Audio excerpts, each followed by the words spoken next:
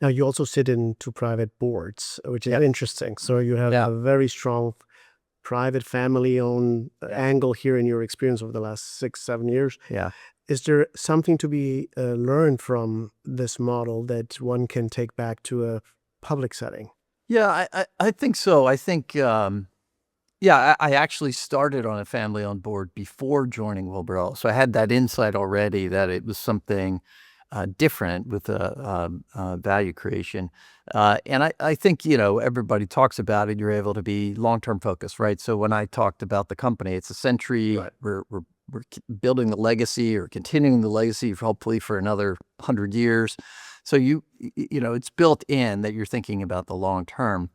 And that's really true. I think if there was anything that the chairman of the company I'm at now and some of the other companies that I'm on the board of, the conversation is more around, hey, we don't have to do that now, right? Or we don't have to deliver that now. We can wait this out. We can look through the current trend or the current macro situation.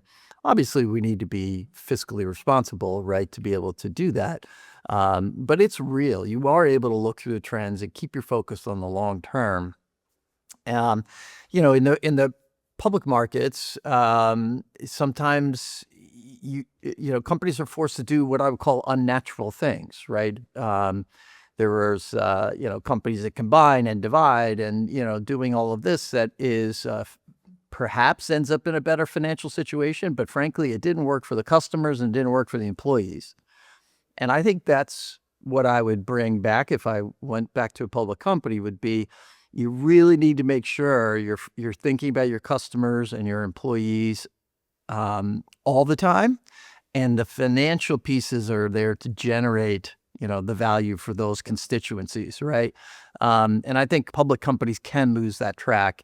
And I think privately held or with, let's say, I say family, but let's say long-term holders of private companies really do keep that focus on the customer, employee, community, stakeholders in a way that I think public companies could learn from.